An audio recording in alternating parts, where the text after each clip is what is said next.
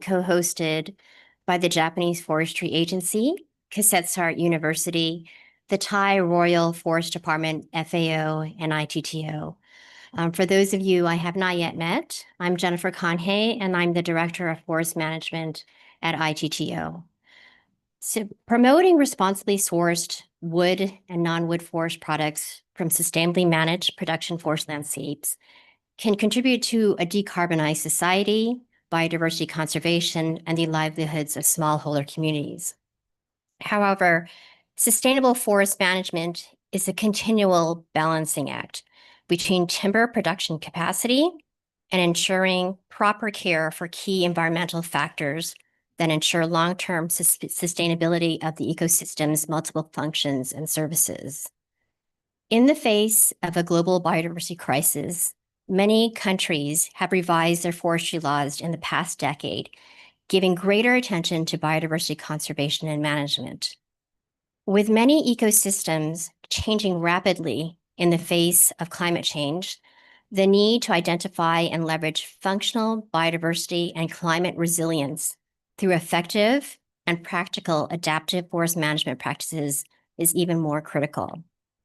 ITTO has long recognized the importance of conservation and sustainable use of biodiversity in tropical production forests when we first launched guidelines on this issue back in 1993. These guidelines were subsequently revised in 2009 in collaboration with IUCN.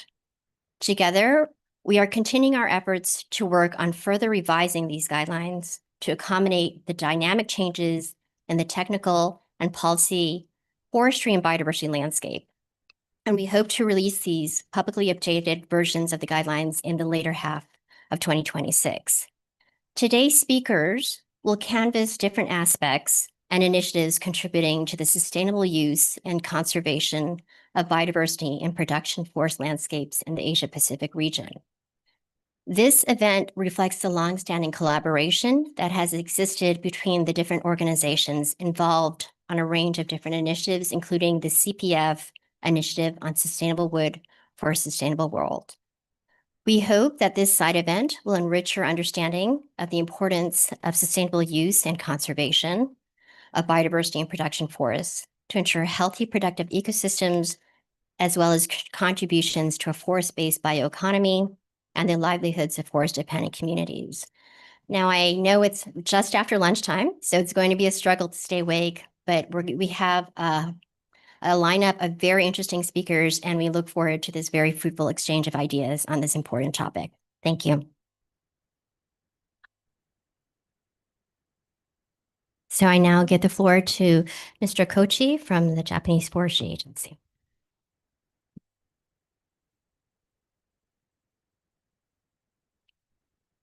Good afternoon, distinguished guests, ladies and gentlemen. My name is Kiyotaka Kochi, Director of the International Forestry Cooperation Office at Forestry Agency of Japan. On behalf of Government of Japan, it is my great pleasure to offer a few word greetings at the opening of this event. I'd like to sincerely thank Professor Yongyut of Kasetsart University for his dedicated effort in organizing this event, and the Government of Thailand and the Royal Forest Department for kindly hosting the APFC. I'm also extend my appreciation to our partners from ITTO, including Dr. Tetra and the Director, Ms. Jennifer, and from FAO, Deputy Director, Ms. Tiina, Mr. Shono, and their teams for their ongoing collaboration. Through this partnership, Japan has been promoting sustainable wood use and forest biodiversity conservation across Southeast Asia, which has made today's event possible. Today's event provides a valuable opportunity to share experiences and policy initiatives on sustainable forest management, particularly the role of production forests in supporting biodiversity and promoting circular use of forest resources.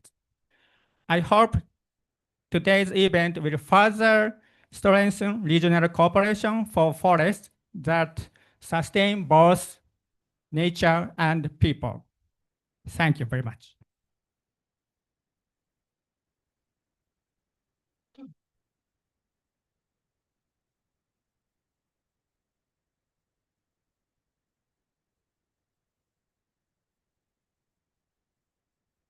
Distinguished delegates, colleagues, good afternoon.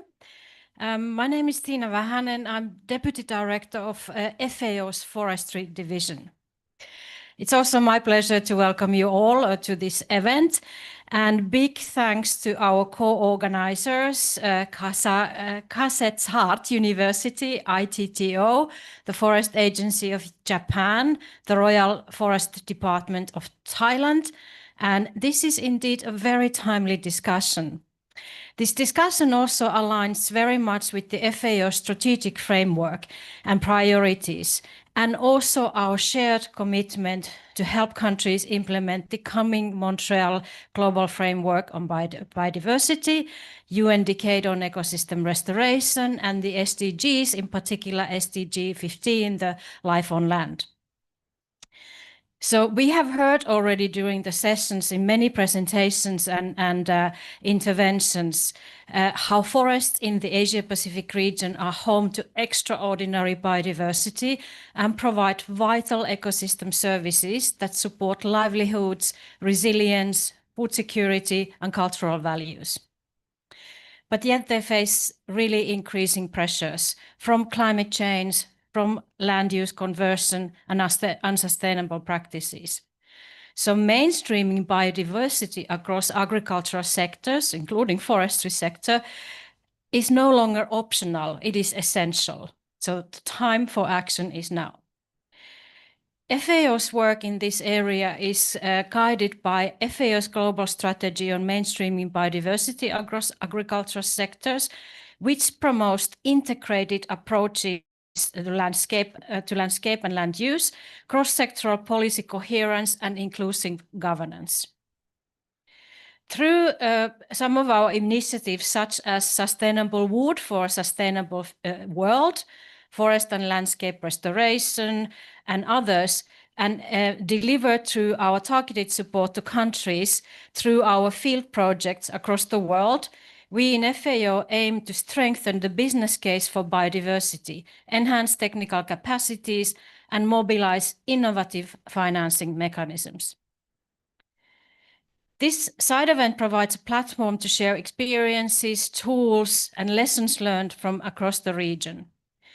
We will hear how countries are integrating biodiversity into their national biodiversity strategies and action plans, nationally determined contributions, and agri-food policies, ensuring that biodiversity is not only protected, but also sustainably used. So let's use this opportunity to deepen our knowledge, deepen our collaboration, and reaffirm our collective resolve to reverse the biodiversity loss. So from FAO side, we stand ready to support our member countries in this journey. Thank you.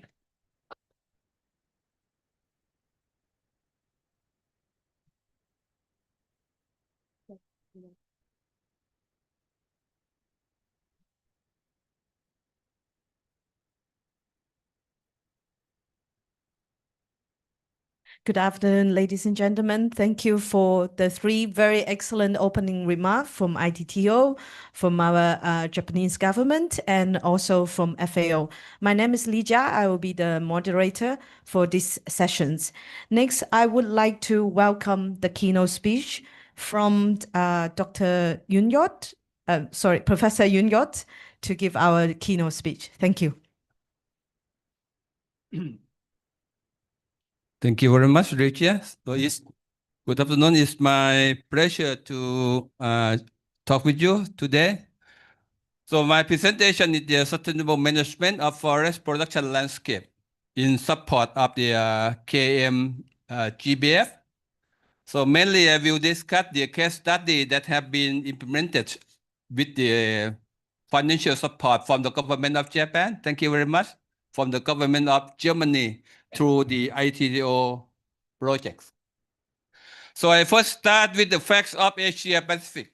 So several speakers already mentioned in the plenary session that Asia Pacific, even though we have only 20% of the growth, but we contribute 60% of the global population. However, more than 50% of the population in Asia Pacific living mainly rely on the natural resources, and they are very poor. However, Asia Pacific is the home of biodiversity, and several countries are recognized as the mecca biodiversity.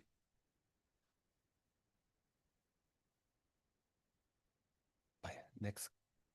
Not move.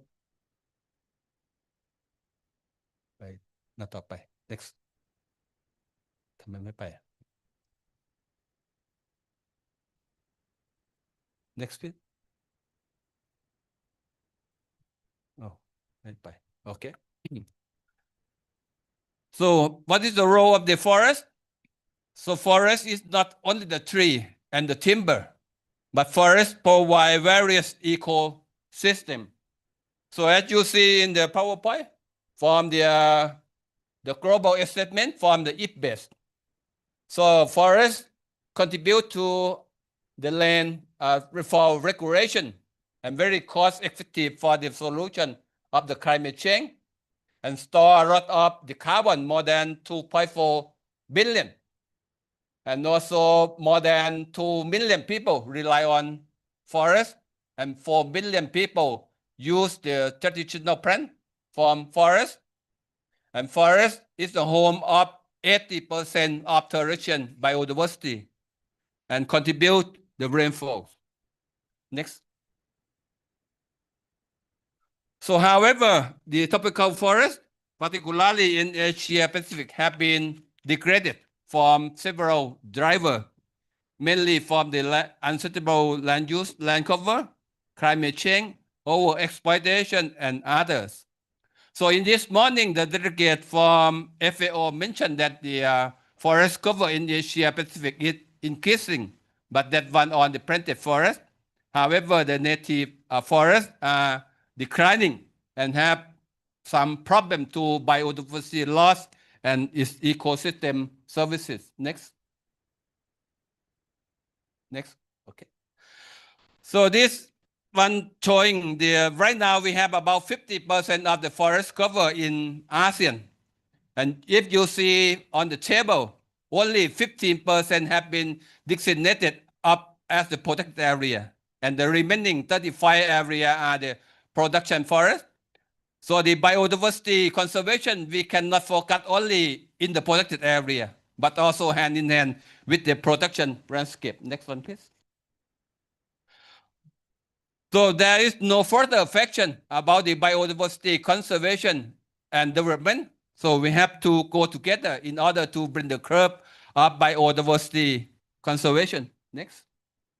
So let's come to the Kunming-Montréal Biodiversity Framework that in 2020 in December, nearly 200 countries adopted this historical agreement to stop the biodiversity loss and also in management in harmony with the human. So there are 4 goals and 23 targets.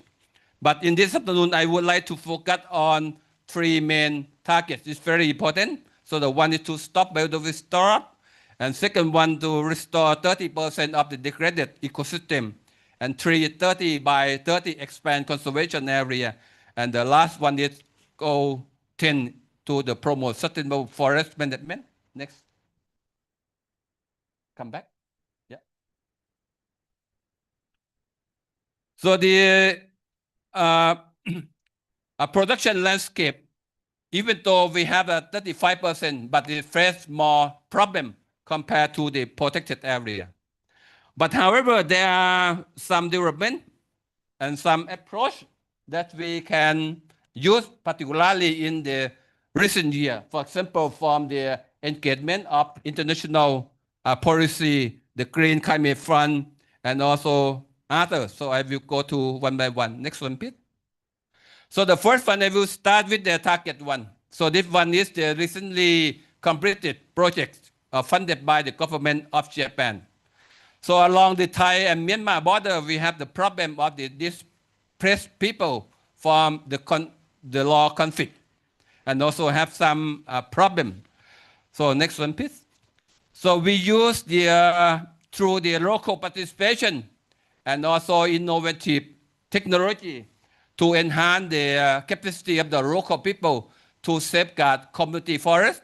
So I would like to say that this is the first pilot project of 12,000 community forests in Thailand. And the result is very successful. It reduced the burden of the local community and local government to protect the forest, and we can capture a lot of illegal activity in the area. Next one, please. And the other one for the EUDR. So EUDR is the trade-off. We can see that it's maybe the sharing and opportunities. But for the sustainable forest management, this is the sharing, and this is both sharing and opportunities. So it means that on the product from the forest will come from the legal sources. So we have the example from the sustainable wood use. So we work with the legal rubber supply chain. So right now, the Rubber Authority of Thailand, we are ready to overcome with the EUDR through the sustainable wood use and certification. So we have on information. Next one, please. So the second one for the planted forest outside protected area. So we, as Jennifer already mentioned, the previous guideline of ITTO now under revision. So we have the two case study for one from the Cambodia. It used to be the degraded reserve forest, but for the teak plantation can improve the landscape and also provide the livelihood for the local people. And the picture on the lower right, that one I just come from the Panama. They also have the teak plantation. So you can see the green area, that one provide the wildlife corridor in that area. And the picture in the middle, that's one in Northern Thailand province. And Forestry can contribute to the livelihood of the local people and the job opportunities. Next one, please. However, in the future, we may face with the climate change. So the suitable area for the plantation today or the clone that's good, it might be not suitable in the future. So the SDM spatial distribution modeling can engage or to enhance where to find the suitable area in the future. Next. And for the target 3, that we want to expand the conservation area to 30%. So right now in Thailand, we already have 24%. It's most likely that we cannot create national park or wildlife sanctuary to 30%. However, the fragmented forest area or the remaining forest outside protected area is provide the other function like the buffer zone or the wildlife corridor. So based on the analysis that I work with my colleagues, so we can find the other area about 6% outside protected area, and that are suitable for the OECM or the KBA. Next one, please. And where those areas. So based on the SDM of the occurrence data from the National Forest Inventory occurrence of wildlife species, so we can define the suitable area. And based on our analysis, so we can conclude that we can save about 70% of biodiversity. However, for the vulnerable area like in the mountain forest and the wetland, it still face the vulnerability to the climate change. Next. So the next one for the target 10. So the executive director of ITTO already mentioned that the sustainable forest management is not deforestation. And this approach has been practiced either in Scandinavia or in Japan. So it means that if we use more timber or more forest, it will stimulate more plantation. So it means that we can restore carbon both in the forest ecosystem and in the urban area. So you can see on the right-hand side the graph, the comparison with the different material between concrete, metal, and for the wood, I think it's quite different. Next one, please. So in Thailand, yesterday, the Thai cabinet already approved the addition of the NDC target. So the second revision, the government ignored the role of forestry. But with inclusion of the forestry, so it can contribute a lot to the greenhouse gas emission. So based on this emission target, we target that about 500,000 hectares will be restored in the future, or is cover about 200 million trees. Next one, please. And the last one is also the output from the sustainable wood use, that we have the three main objectives. One is to promote the policy improvement.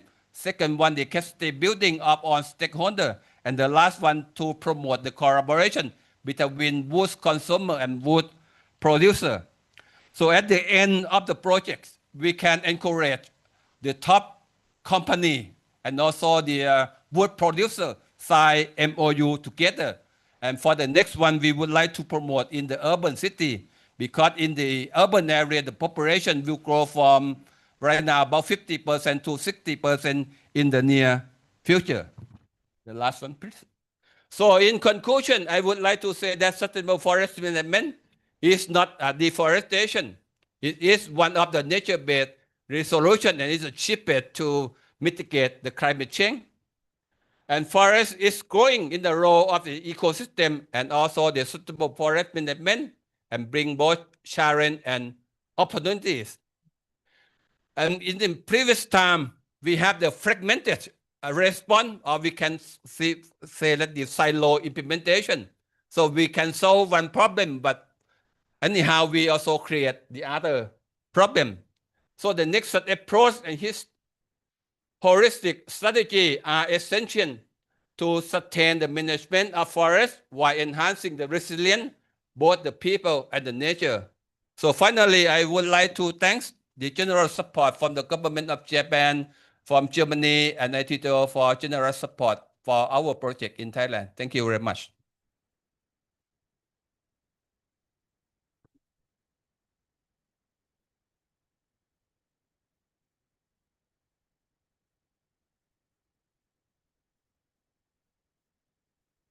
Thank you, Professor Yongyut. An excellent presentation, and also very well kept within our time, allocated 15 minutes for you. So I think that you set a very high benchmark for the following speakers to stay within their time limit. And yeah, thank you. I particularly like your presentation and how it links to provide some examples of forests as a nature-based solution. Next, I would like to introduce our next speaker, Dr. Tetra Yanuariadi, from project manager from the ITTO. His presentations on promoting sustainable wood in Asia Pacific region. Thank you. Thank you, Lydia. So good afternoon, everyone. I would like to present ITTO works on promoting sustainable wood use in Asia Pacific region. Yeah, currently ITTO is operating 4 program lines that potentially be interest of all partners to collaborate, namely legal and sustainable supply chains, conservation of biodiversity and ecosystem services, forest landscape, restoration and resilient livelihood. And another one is emerging issue and innovation that include also issue on climate change. Under our flagship program, Legal and Sustainable Supply Chain, the concept of sustainable tropical timber supply chain is applied, and it captures many aspects or elements of sustainability.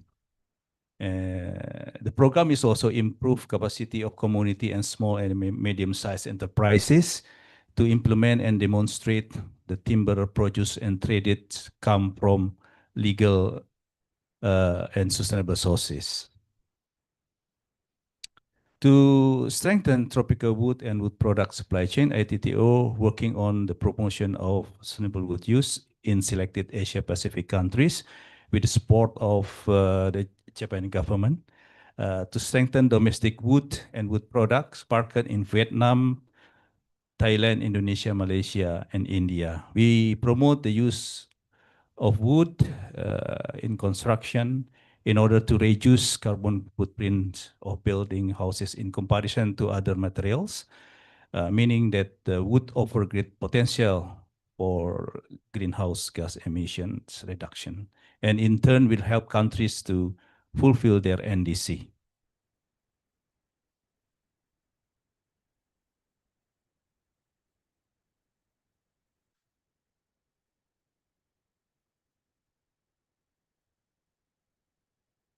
Yeah, ITTO also planning to work on promoting wooden houses and building in the urban area.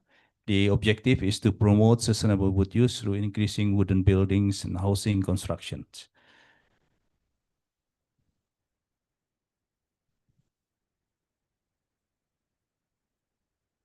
What are the benefits when the wood product utilized in the construction sector? Wood products store carbons. According to the study, wooden buildings for new urban residential area can save 0.01 to 0.68 gigatons per year. And increasing demand for wood product play an important role in global carbon cycle and climate change mitigation. Take a case in Indonesia. Ministry of Public Work in Indonesia informed that the demand rate of housing reached 800,000 units per year. If each standard house require 4.85 millimeter cubic of wood, then 800,000 units per year, we need 36.86 million meter cubic of processed wood. And when we convert it into carbon with the 50% of conversion factor, it could store 18.43 million meter cubic of carbon in housing over the lifespan of the products.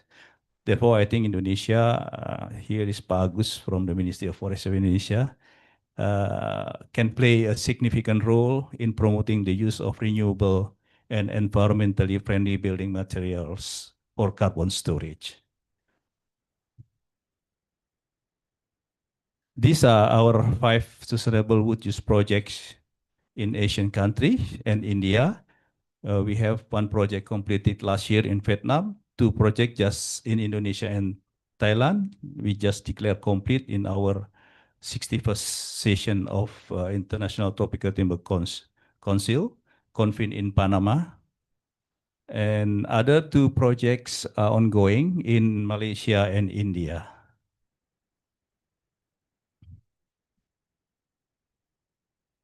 As the mandate of the organization, ITTO highly concerned of putting in place forest governance to ensure legal and sustainable tropical timber supply chain. Here we have a project now is ongoing in Indonesia. And also project in Thailand, aiming at avoiding illegal logging and encroachment. The project has just completed all the activities. So the project intervention included local participation, establishing smart technology for observation and monitoring illegal activities in the border area between Thailand and Myanmar. And the project intervention included also innovation approaches to improve livelihood of people living in the area.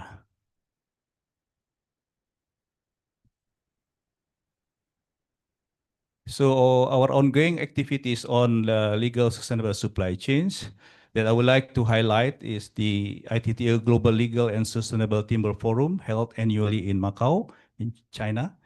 And the forum started in 2023. We discussed about legal supply chains. 2024, we discussed about the UDR and the implication.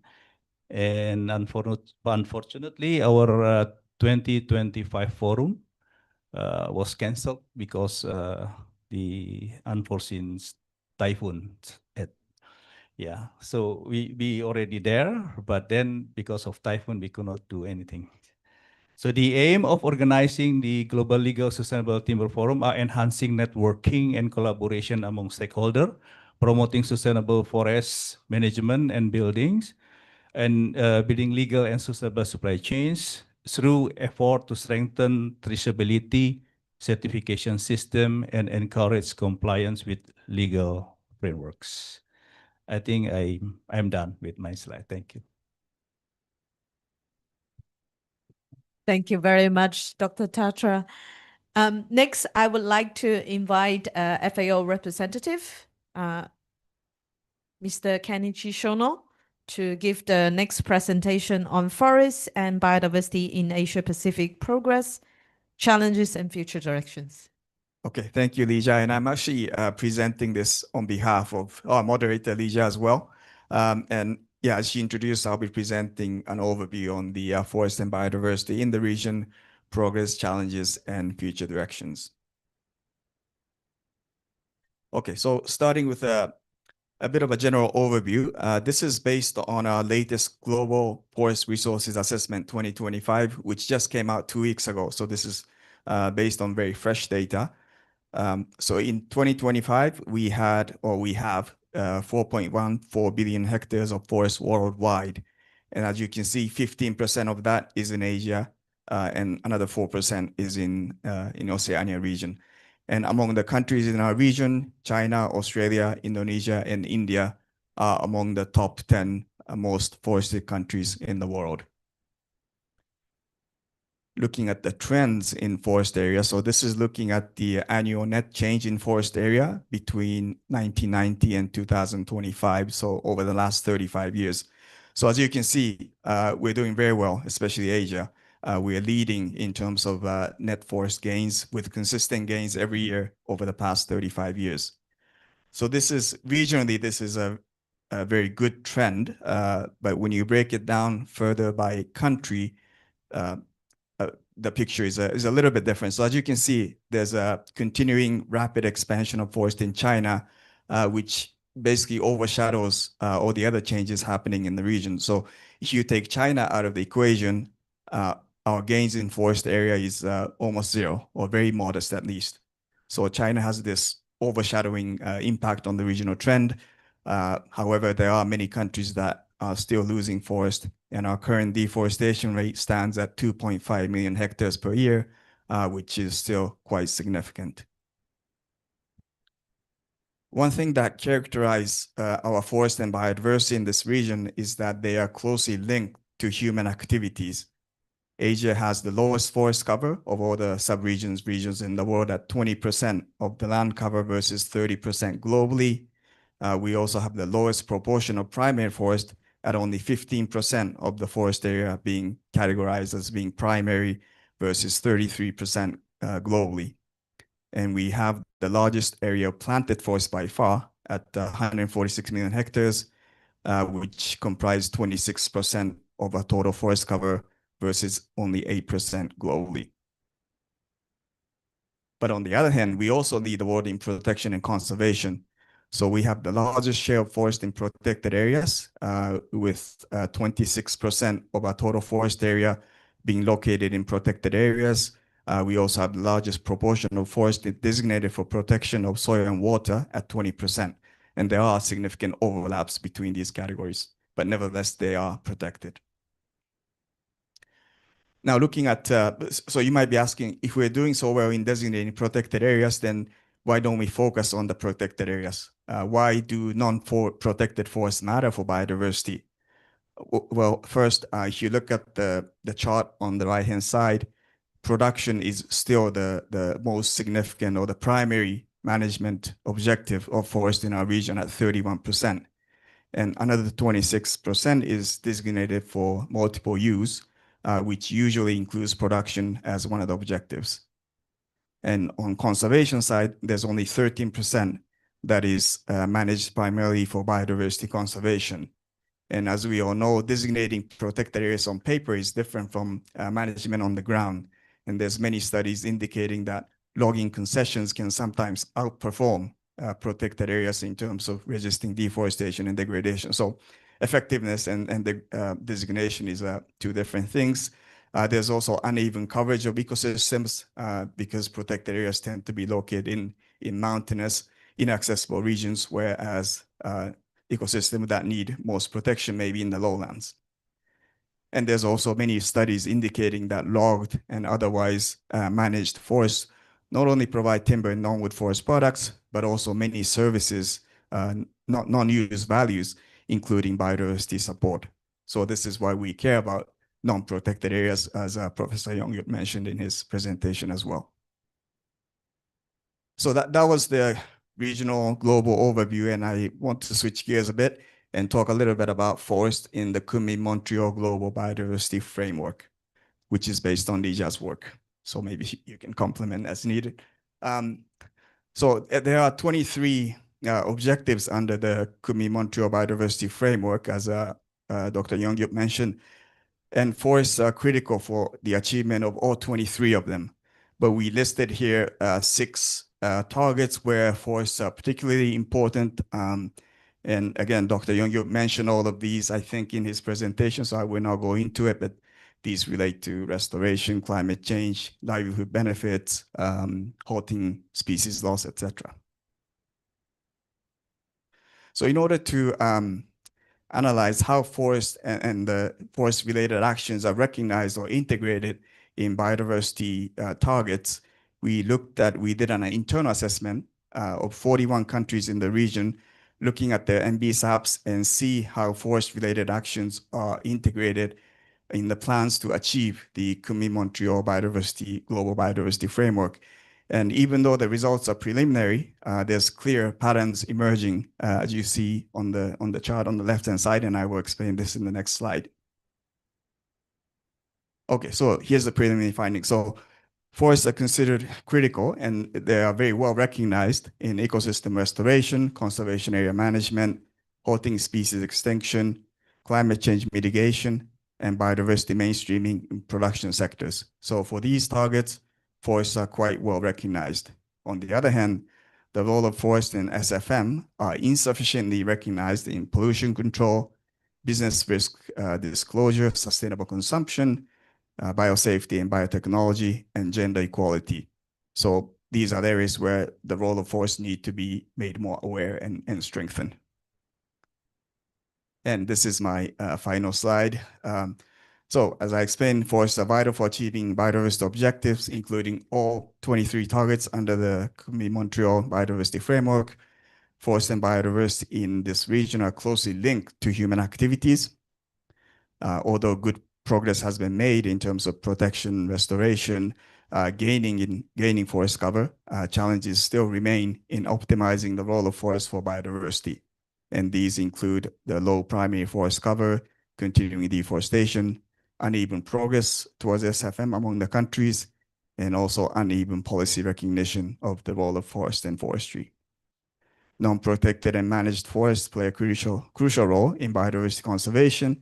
And finally, achieving biodiversity targets requires stronger integration of forests into policy framework, advancement of SFM, and recognition of the diverse forest values.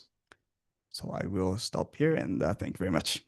Thank you, Kent. Yeah, sharing some of the latest forest chains in the regions and also highlighting forests in achieving biodiversity targets. Next, I would like to invite Ms. Akiko Tabata, from the Forestry Agencies of Japan, who will speak on forest management in harmony with forest biodiversity in Japan. Thank you. Thank you, Ligia. My name is Akiko Tabata from the Forestry Agency Japan. First, I'd like to thank you, the Professor Yongyut, for organizing this event and the government of Thailand for hosting AP Forest Week. Thank you so much. Today, I'd like to share Japan's efforts for mainstreaming forest biodiversity in production forestry landscapes. I will begin with the overview of Japan's forest. Our forest, nearly 70% of our land is covered with the forest, and approximately 40% of them are planted forest. So the left graph is show the volume of the forest stocks. The green bar is the planted forest. In the right, age of structure of planted forest. The more than half, 50% of the forest are over the 50 years old. That means that it's a time to sustainable wood use. So and considering the regeneration of these planted forests, we need to consider the biodiversity in the forest management. However, these measures and methods for the biodiversity, mainstreaming of biodiversity has not been clarified, and related information has not been sufficient. So that the Forestry Agency set the guideline for forestry management to enhance forest biodiversity. So it aligned with the recent biodiversity trend like KM, GBF, and nature positive economy, and increasing the interest among the private sectors for the biodiversity.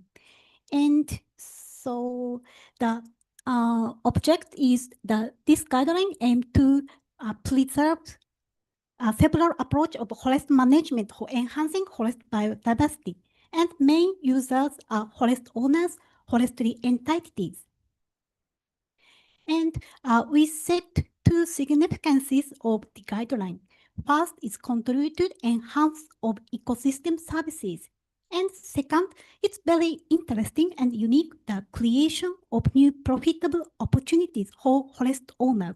It is a kind of incentive for the forest owners, like the creation of credit from the forest, or the hand with the related to the stakeholders like private companies. And I'd like to share the key points of our guideline. The first, arrangement of variety of forests within a certain extent of area is needed, with diverse tree species, standard structures, and standard ages. And also to maintain forest connectivity is needed. For example, the natural forest surrounded the planted forest like that. And there is biodiversity conscious forest management method for planted forest. There is common requirements that is to follow the guideline, existing guideline and plans. And so it means that good timing forest management like thinning, cutting, or something like that. And prevention of soil erosion is also needed, and special attention to valley forest, or how can I say, the mountain stream, the riverside forest, or mountainside stream forest. And voluntary measures based on local national conditions like forest types, so the long rotation time management or multiple stories forest or something, and careful consideration for each measures, and site-specific protection efforts like the wild animals, pests or something, and the purpose-specific initiative like management, Satoyama management, or the controlled fire. And this table shows the this table summarizes what I mentioned, items, common requirement, and locally specific requirement. This table will be contribute to the active activity for the private sector or the forest owners. So,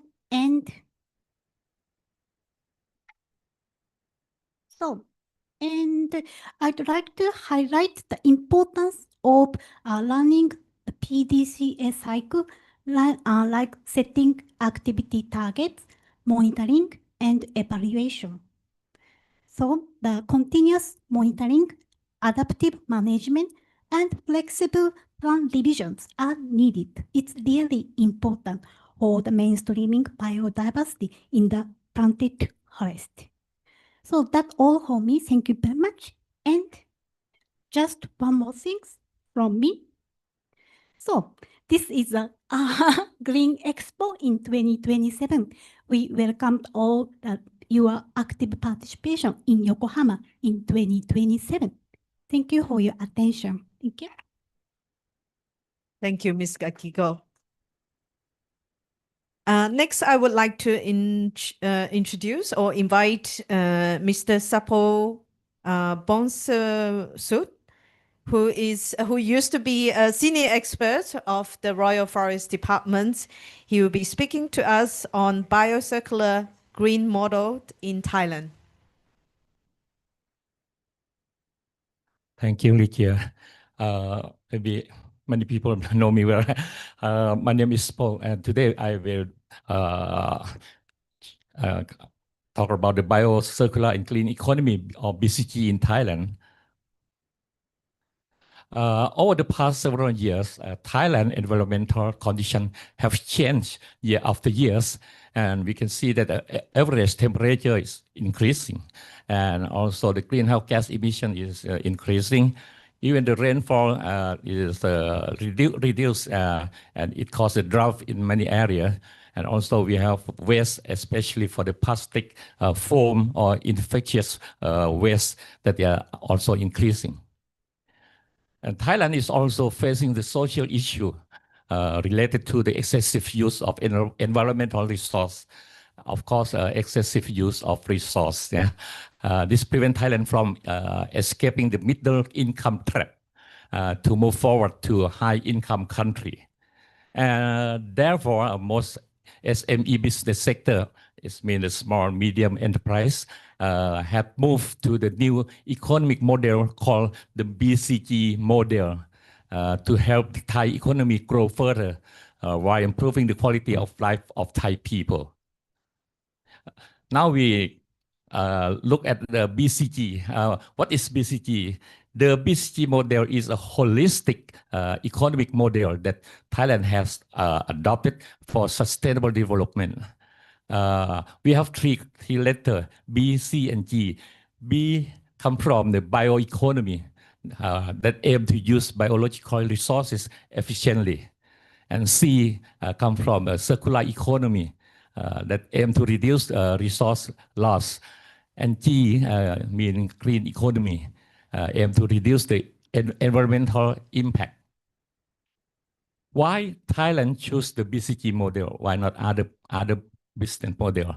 First, Thailand is the country of agricultural and biodiversity. It means that we have a resource advantage. And the second reason is we want to solve the environmental problem, waste, pollution, and greenhouse gas emission.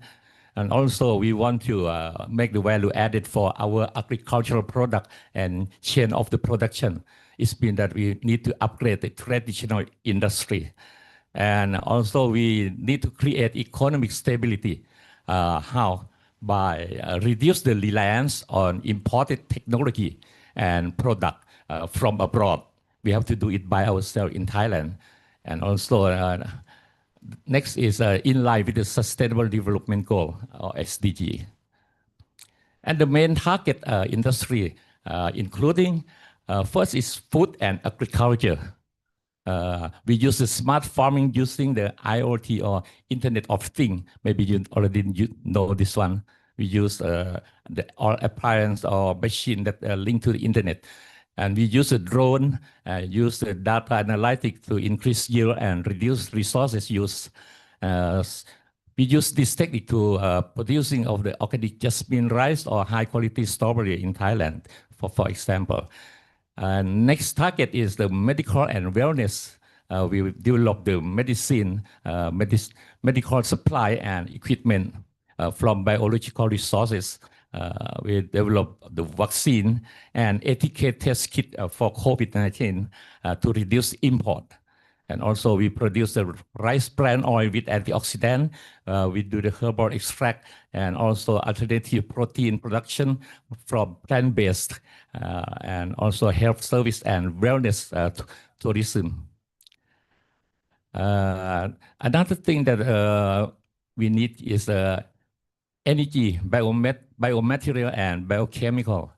like energy production from biomass and waste, and also development of biomaterial to replace the plastic, like the plastic from cassava or sugarcane, and also biomass power plant from agricultural waste, biodiesel from the used palm oil, plastic waste recycling for polyester fiber for clothing or plastic board, and even the fish skin that left over from the seafood industry. We bring it and produce the fish skin bag or litter goods. And also another is tourism and creative economy. As you know that we have a sustainable tourism that preserve environment and culture, and we call ecotourism or cultural tourism, and designing the product from local wisdom to make value added. Example of the project that and tangible success, we have the project on zero waste in the community and factory project, then manage organic waste into fertilizer or upcycle plastic waste into new product. We have new cash crop like hemp. We promote the cultivation. We have innovation from the waste like coffee bean waste, produce activated carbon or plant growing material. We use the dry husk to produce energy or high-grade silica for industry, or cassava pulp for animal feed or to produce the bioplastic. And also we have BCG tourism. BCG has government support. Government support the policy as the national agenda and also master plan of Thailand. And also we have fund. We have fund for the research and innovation like the BCG fund and other. And also we support for the law to facilitate operation, such as the law or for the new economic plan like cannabis and hemp. That the former, this is the restricted plan. And also we have the networking to promote the cooperation. The challenge for the BCG is changing the mindset. We have to change the mindset of the entrepreneur and the farmer to shift from traditional method to the BCG approach, and also access to technology. As you know that the advanced technology are very expensive and difficult to access for the small entrepreneur. And also we need the fund for more private and foreign investment, and also market creation to create market demand for the BCG product and service to make it grow continuously. In conclusion, the BCG model is not just a trend or the policy. It has been implemented and achieved success in many dimensions, including increasing farmer income, creating new innovation, reduce environmental impact, and ensuring national energy and food security. This success also serves as a crucial foundation for the driving Thailand economy toward the sustainable growth and long-term resilience. Finally, Thailand aims to become the global leader in the bio-based circular and green economy. Thank you very much. Thank you for your attention. Thank you very much, Dr. Sapo. I've been very blessed with a very rich presentations, but also everyone stay within the time limit. We do now have a few minutes for a few more questions. If there's anyone from the audience that would like to raise a question. Maybe if I may use my position as the moderator to throw the first question, to Dr. Sapo, your presentation is really interesting, but I also want to know in Thailand if there are if there are support to the small and medium enterprise to engage in the BCG economy. So while you answer, I would invite the audience to think about questions in case you would like to bring for the other speakers as well. Dr. Sapo. Yeah, for this BCG model, if we want to support, if we want to persuade everybody to use this BCG model, maybe first we need to think about the material that we need to use. In case of our our people we link to the forest, right? We are forester, something like that. So we need the wood. And when we think about the wood, maybe not we need to think more about the sustainable. Sometimes when we think about the wood and we think about the B, C, and G, maybe wood is B is okay and G is okay, but for the C, circular, maybe we have to think.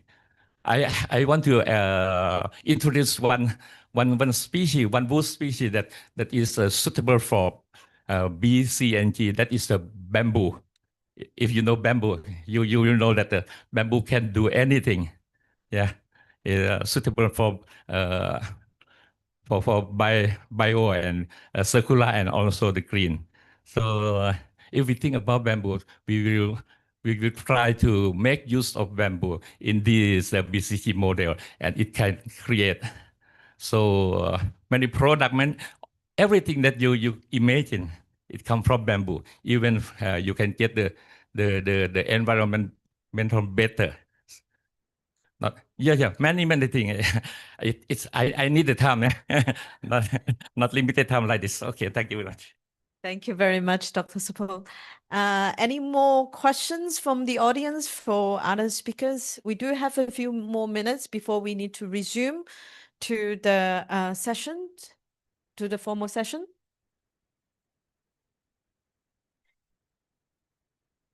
Okay.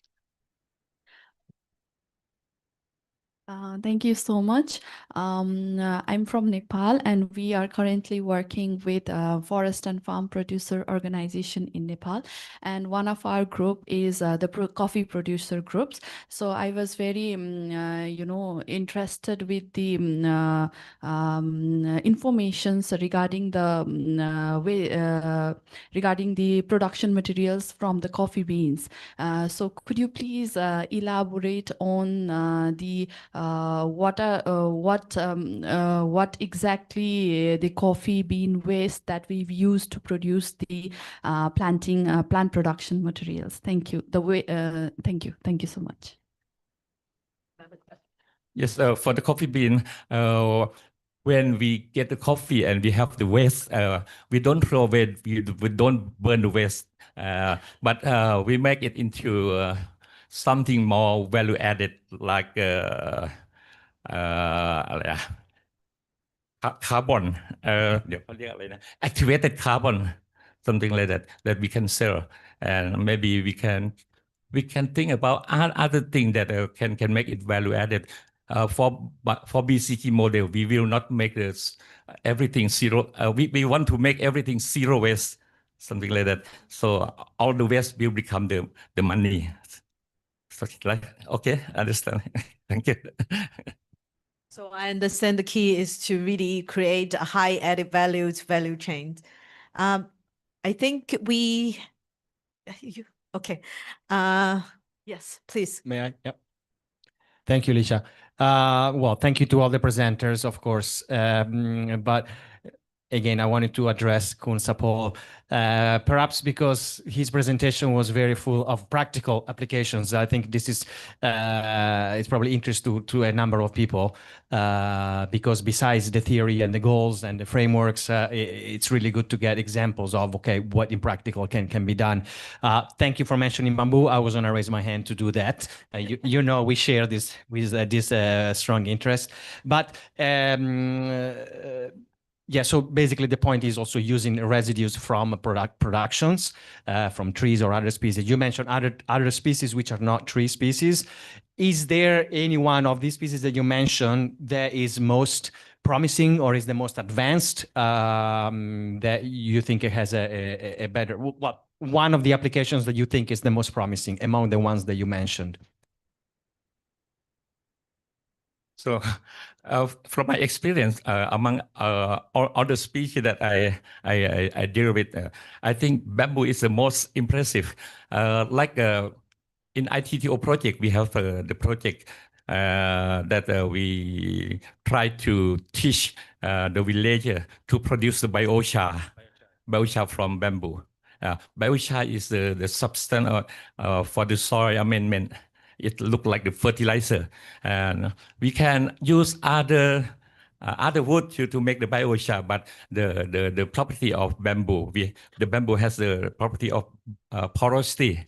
It has high porosity, and it means that high surface, and it can be the porosity. It can give the habitat to the microorganism in the soil, and it can be the fertilizer also, because it has the large surface to keep all the mineral inside.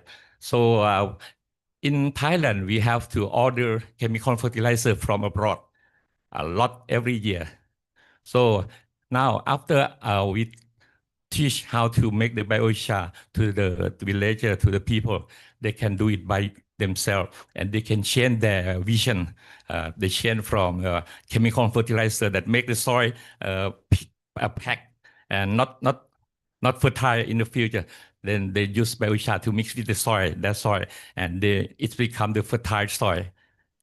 Without using the chemical fertilizer, no need to pay for the chemical fertilizer. And also in the future, when the country know this benefit of biochar, they will decrease the import of the chemical fertilizer, something of it. Thank you. The time is limited. Thank you very much. Yeah. Thank you.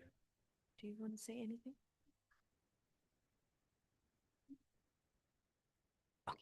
Okay, thank you very much. Okay, thank you. This has been really active discussion, actually. There's a lot of questions for Dr. Sopov, but also there are 2 questions online for Kent and another question for Akiko. Unfortunately, we ran out of time to get to these questions on the spot. We take note of the questions, and we'll get back to our the questions being the ones who asked the questions later on. Finally, I want to thank everyone for attending this event, and I would like to now give it over to Dr. Pritchard to give our closing remarks. Thank you.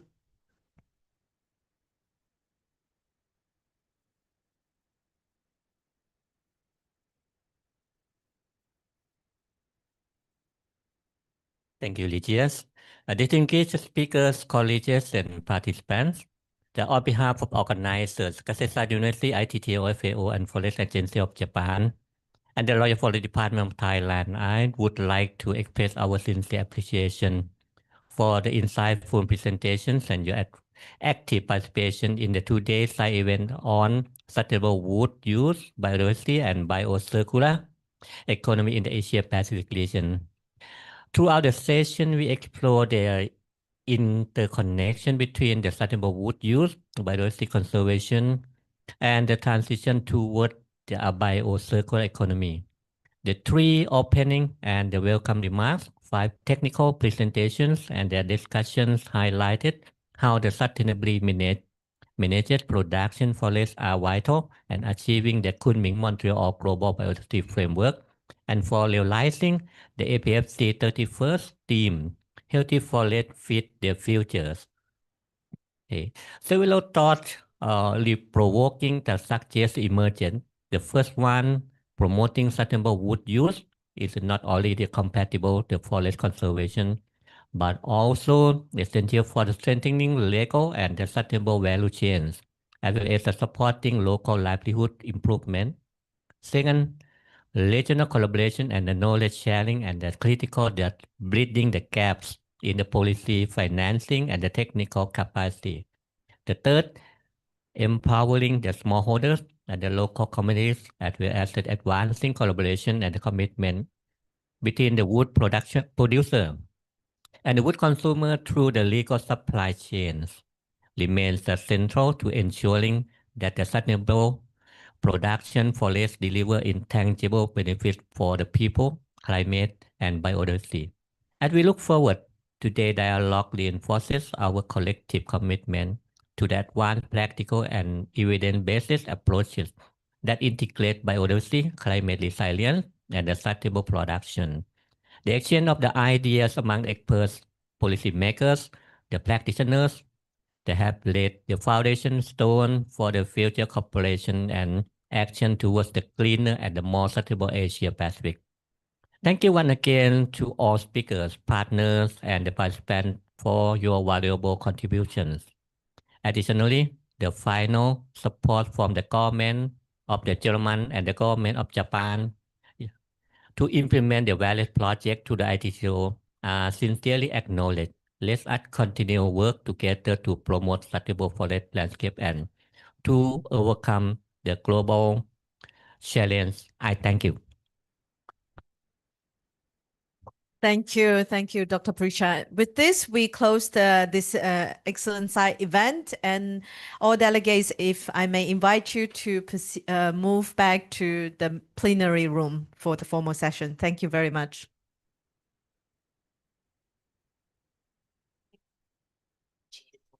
I didn't realize you are giving the opening remarks. It's okay, no worries. Sorry to make unnecessary